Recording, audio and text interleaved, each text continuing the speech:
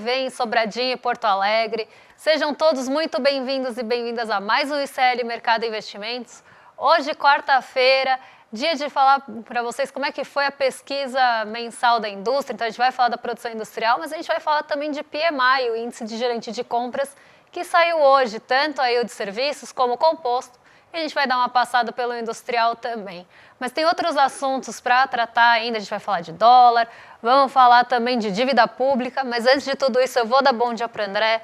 Bom dia, André, como você está? Bom dia, Débora. Bom dia a todos os nossos telespectadores. Saiu a pesquisa mensal aí da indústria, o último dado de dezembro, e a gente já começa a ver reflexos da terrível Selic aí, que está nas alturas e pode prejudicar muito a economia esse ano, já que ela está num patamar muito alto e a previsão é só que ela aumente, né? Então, é o custo que você está tendo aí para a economia com essa política suicida do Banco Central. Também tem o PMI mostrando aí algum recuo, e a gente vai falar também sobre isso. Vai ter a questão da dívida pública, já que o mercado e todo mundo está falando aí tanto da questão fiscal brasileira, que está descontrolada, mais um dado que desmente isso, né?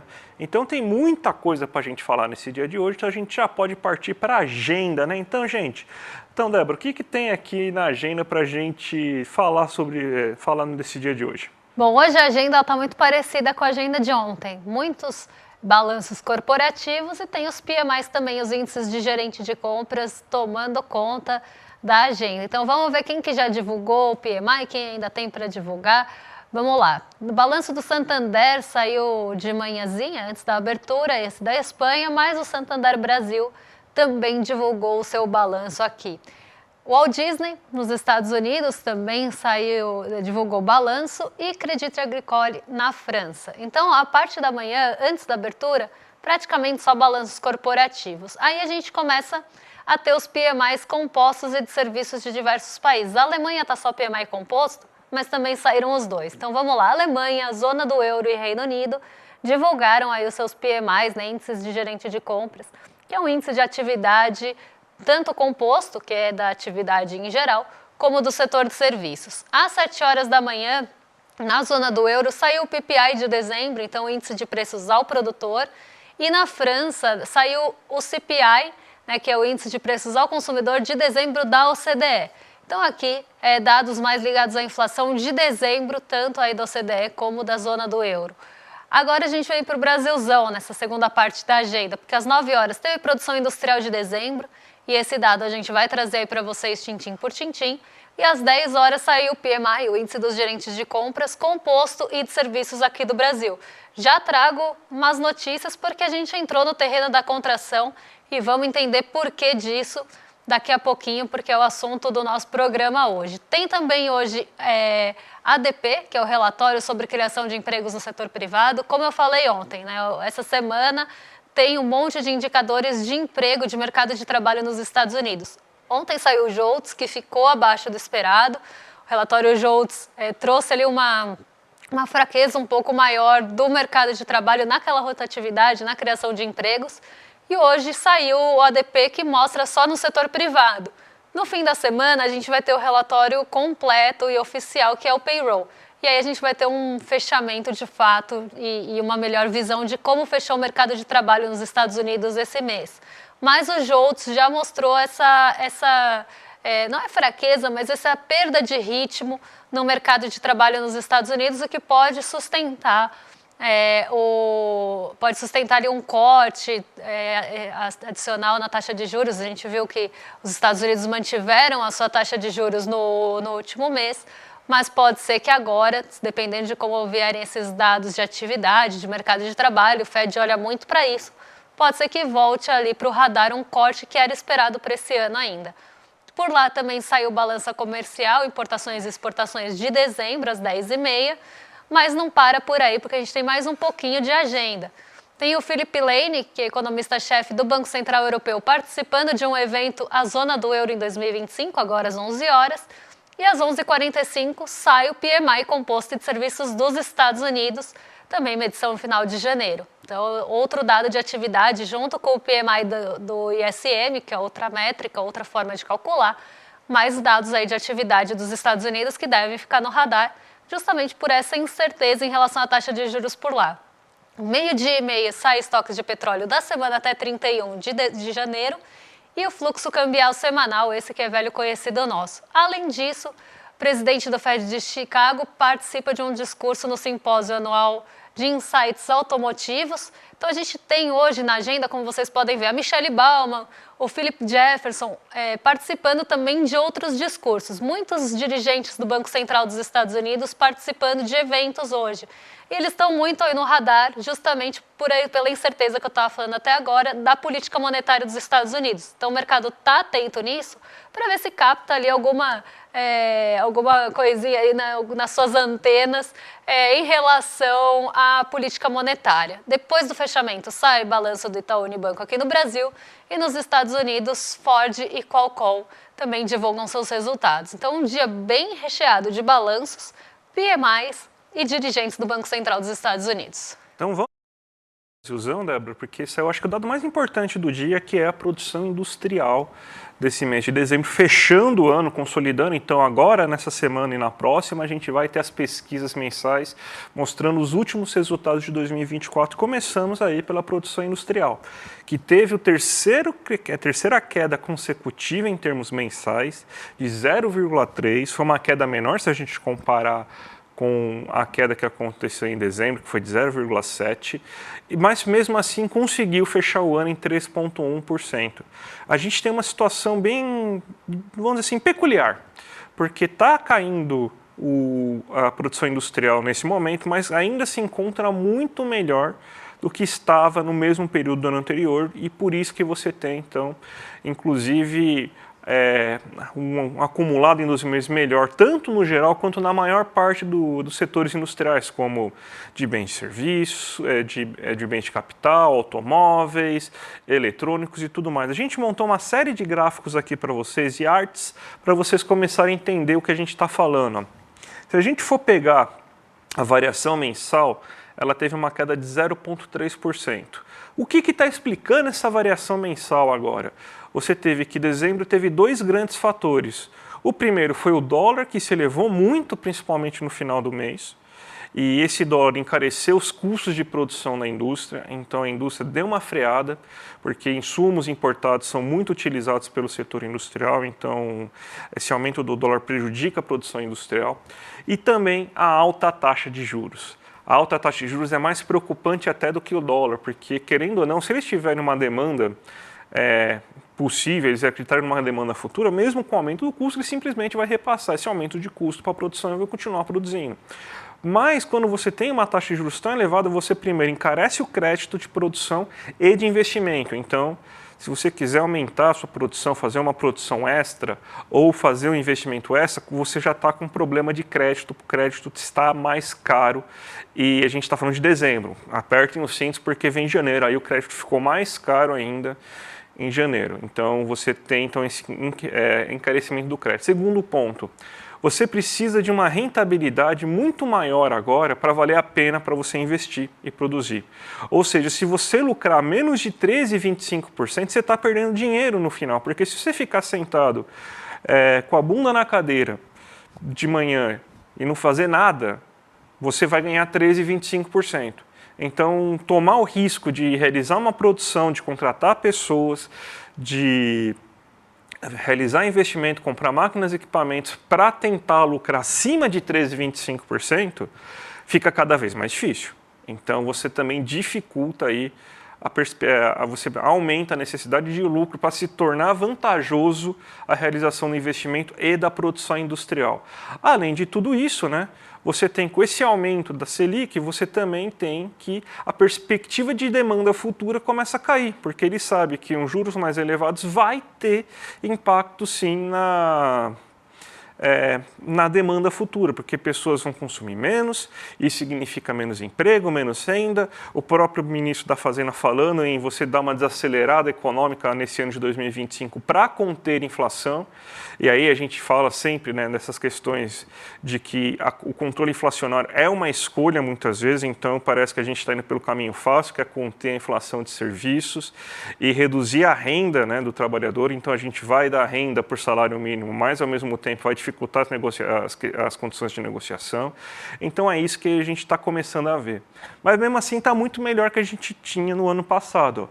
1,6% de aumento em relação a dezembro de 2023, e com isso o ano fecha em 3,1% de alta na indústria. Então a indústria em 2024 foi um dos grandes destaques, para mim o maior destaque, porque a gente esperava muito menos da indústria que dos outros setores, e crescer esses 3,1%, muito por causa da nova indústria Brasil também, política industrial, e o bom cenário econômico que a gente viveu nesse ano 2024. Tem mais uma tela para a gente ver agora, que vai falar das seções de atividades industriais. A gente vê, e a questão dos juros parece fazer mais sentido agora, quando a gente vê os setores que foram mais afetados, que são setores que são de maior valor agregado, ou seja, que para as pessoas comprarem elas precisam de financiamento, geralmente, e também para se produzir tem um custo maior. A gente vê queda nos móveis de 2%, nas máquinas e equipamento de 3%, na metalurgia, que é o principal termômetro do investimento, porque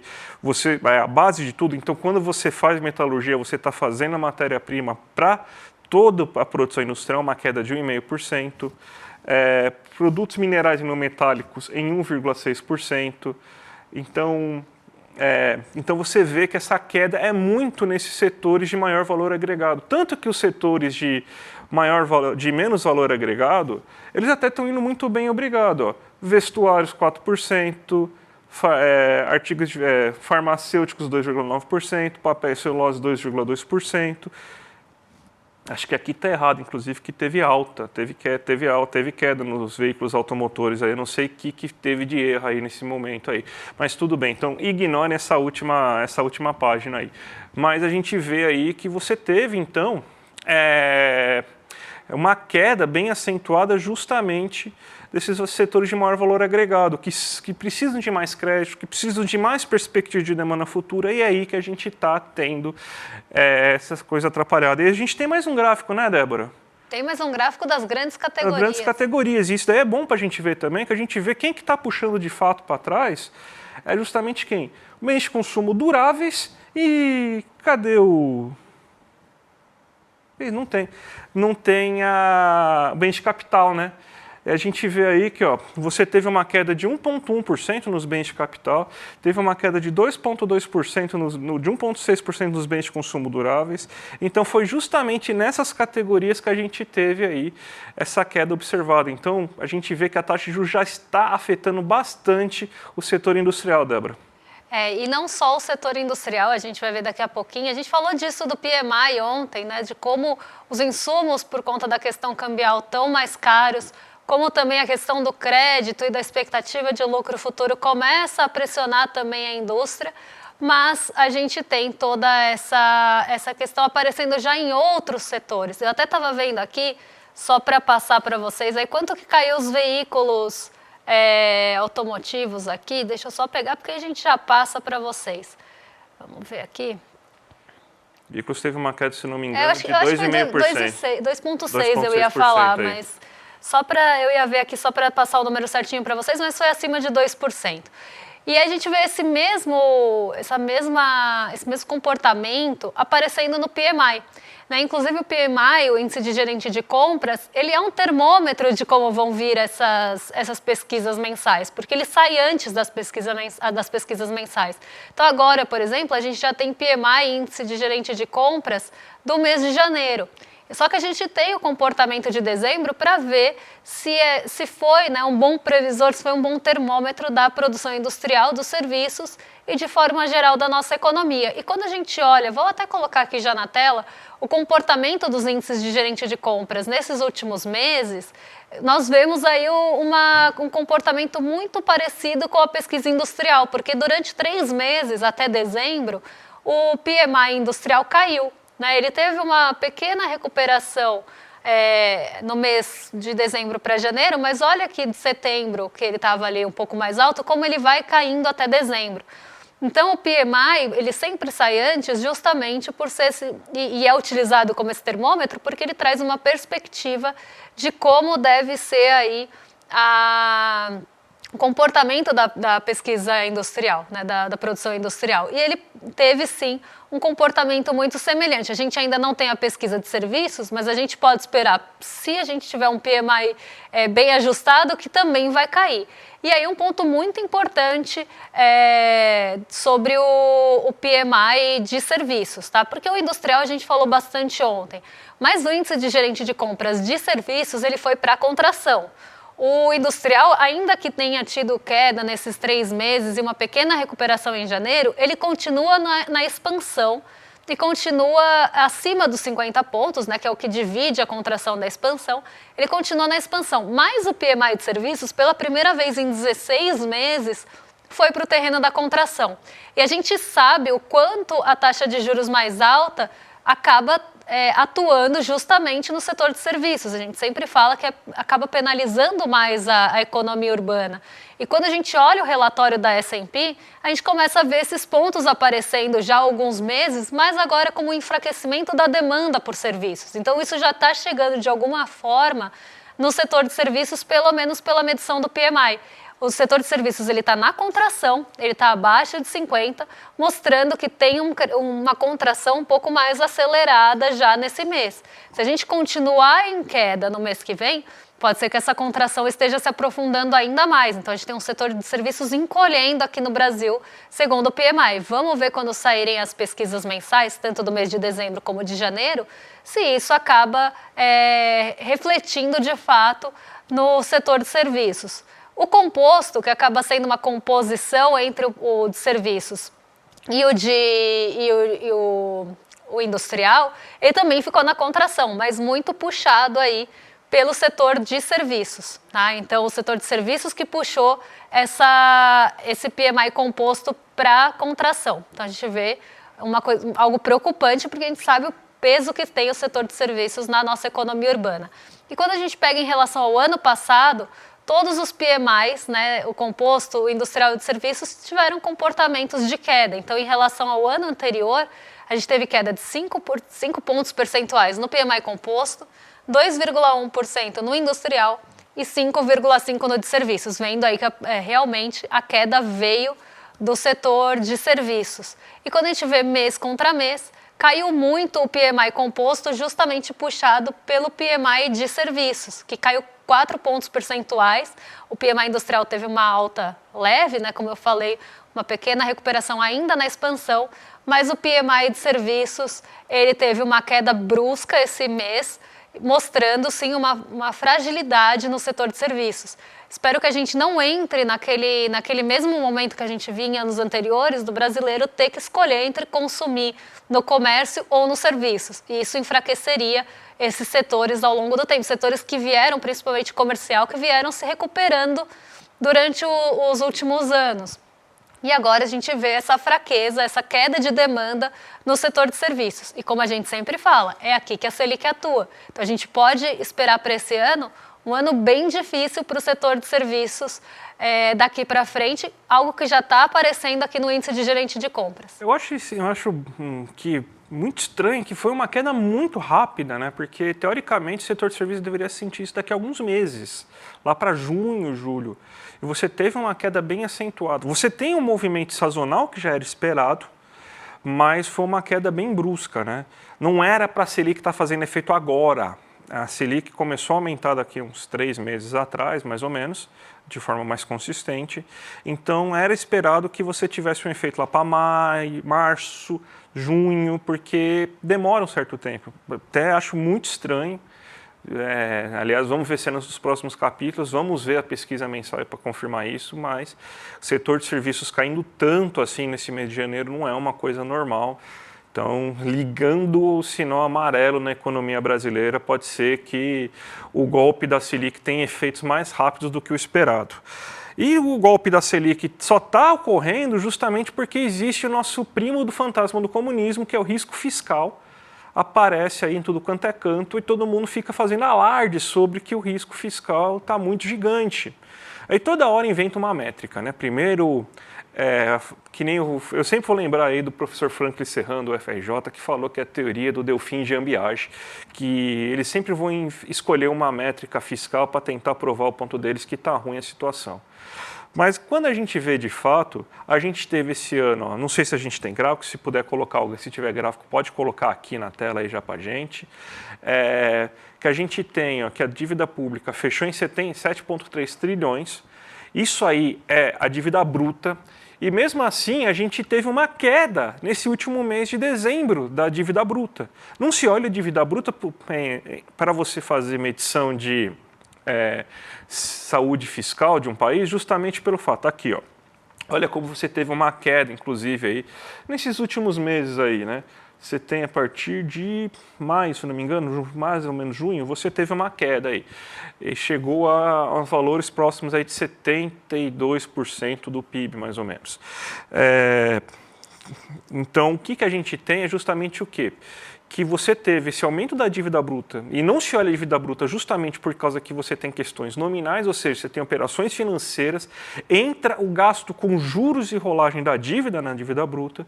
E por que a dívida bruta estava subindo nesse ano de 2023? Porque está aumentando a Selic, está aumentando o custo da dívida, então é óbvio que vai subir a dívida bruta. Daí, como você quer que o governo federal reduza a dívida bruta, se quem faz com que a dívida bruta aumente sejam os gastos financeiros do Banco Central? Não faz sentido. Aí você vê que mesmo assim caiu. Por quê? Porque o governo federal, e aí de novo, não é que eu concordo que isso aconteceu e o mercado quer, fez um baita esforço para você fazer uma economia. A gente teve aí, mesmo podendo ter expansão segundo as regras do teto, a gente teve uma queda real de 0,7% nas despesas. E mesmo com isso a gente conseguiu crescer 3,5%. Quase que um milagre. Mas e para o ano que vem se espera ainda, você tem a possibilidade de crescer mais 2,5%, mas você tem a certeza aí que, por causa dessa questão fiscalista que o Haddad quer, vai tentar fazer com que as despesas fiquem mais baixas ainda para conseguir chegar no déficit zero. Só que isso aí com um crescimento econômico bem menor, que é o que está se avisando esse ano. Então, gente, risco fiscal aonde?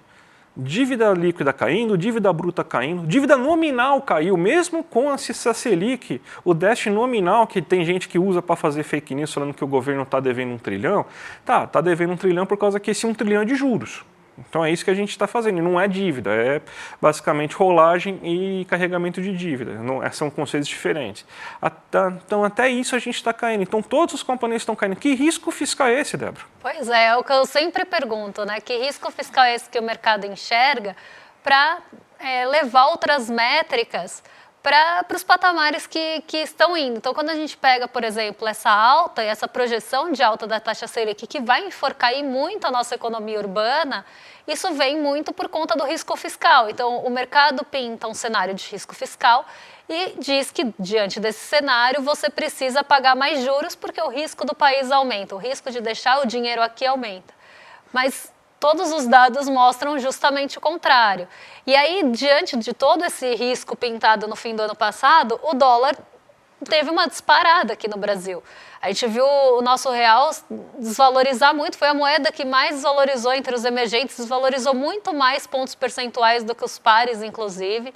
Então, teve ali uma desvalorização muito brusca do real, por questões ligadas a esse cenário doméstico mais adverso pintado pelo mercado financeiro. Então, diante desse tal risco fiscal, o mercado financeiro vendeu real, comprou dólar e saiu da bolsa, porque estava pintando um cenário muito ruim para o ano de 2025. E ainda continua, de certa forma, pintando esse cenário. E por todos os fatores externos também, de incertezas em relação às políticas tarifárias de Donald Trump, de incerteza de como isso ia afetar as moedas globais. Só que acontece que conforme o tempo foi passando, então dezembro e novembro foram meses muito ruins para o real. E ele mostra essa recuperação agora. Então a gente vê o real recuperando. Até em janeiro foi a segunda moeda que mais valorizou o real, mas não é porque nosso real está fortalecido. É porque ele se desvalorizou muito no ano passado. Então, no fim do ano passado, o real se desvalorizou demais. E agora ele está mostrando sinais de recuperação, justamente porque as tarifas que estavam esperando ali em relação ao Trump estão vindo um pouco mais brandas. Então, ainda tem muita incerteza em relação a isso, que pode mexer com o câmbio. E porque as questões fiscais vieram um pouco melhor do que o mercado esperava. Né? Não surpreende ninguém, mas as projeções do mercado estavam erradas em relação ao cenário fiscal. E porque ainda tem um compasso de espera, porque está se esperando ali a volta do Congresso para votar o restante dos ajustes fiscais. Então, essa parte doméstica, parte está em espera, parte veio melhor do que se projetava, que era um cenário muito pior, e porque as tarifas de Donald Trump também estão ali mais brandas do que se esperava em relação à campanha. Então, tudo isso todos esses fatores que foram fatores que pressionaram, que depreciaram bastante o real no ano passado, agora estão se ajustando. E a velocidade desse ajuste, dessa recuperação do real, também está vindo mais rápida do que se esperava, do que o mercado esperava. Então, o mercado teve ali um ajuste para baixo, né, uma queda, uma desvalorização muito brusca. E essa valorização de volta, essa recuperação, nem falo que é valorização, porque ainda falta muito para recuperar, mas essa recuperação, ela também está vindo mais rápido do que o mercado esperava. Então, assim, o mercado financeiro errou mais uma vez nessa projeção de recuperação do real. Eles estão surpreendidos com essa volta, o que para mim não surpreende, porque a gente teve fatores de pressão muito fortes no ano passado e que agora estão despressurizando. Então a gente vê mais uma recuperação do que uma valorização de fato, né? Uma fortaleza do real. Foi realmente uma recuperação do tombo que teve no ano passado. Débora, quinta-feira, dia 13 de fevereiro, às 8 horas da noite, vai ter a estreia da nossa pós aí, a pós ICL aí, junto com a FESP, tão aguardada a pós aí, e vai ser então aberta para todo o público a nossa aula inaugural com o Gessé Souza e com o Renato Giannini. E você sabe aí que é um marco histórico para a nossa vida do ICL aí, que todo mundo estava pedindo, então clica aqui no iclmercado.com.br, está aqui ICL Notícias 1, mas vamos fortalecer o programa aqui, então vamos clicar em iclmercado.com.br e aí você já acessa o sininho aí no dia 13 para ser chamado aí, para ser chamado e tocar lá o sininho às 8 horas da noite, você não vai perder nada, vale muito a pena. E óbvio, né, gente, que ainda tem as últimas vagas, aí vocês podem tentar garantir as últimas vagas para pós e vai ter condições especiais aí para quem assistir a live e se inscrever aí na pós ICL. Então, gente, imperdível. Vamos entregar então agora para nossos vizinhos, né, Débora? Vamos entregar para os vizinhos de cima com o rolê ICL, agora com o Guga Noblar e o William De Luca, nossos vizinhos já estão esperando para receber vocês e tem gente já ansiosa no chat pelo rolê. Então vocês estão mais que excelente companhia e a gente volta amanhã para trazer aí os detalhes de novos cenários econômicos que vem por aí. Um beijão e até lá. Até mais, gente. Tchau, tchau. O Brasil é um país muito peculiar. Aqui entre nós, os que mais se vangloriam de serem patriotas são exatamente aqueles que mais torcem contra qualquer coisa que é brasileira e que tem a ver com o real desenvolvimento do nosso país. É algo realmente impressionante, pessoal, como tem gente ligada à extrema-direita que torce contra o sucesso da Fernanda Torres. Quer entender por que esse tipo de coisa acontece? Então você precisa se inscrever agora para participar da aula magna aberta que eu, juntamente com Renato Giannini Ribeiro, daremos para o ICL. A vingança dos humilhados. Como as elites brasileiras condenaram os mais pobres à autodestruição. E essa aula será no dia 13 de fevereiro, uma quinta-feira, a partir das 20 horas, todos os canais do ICL.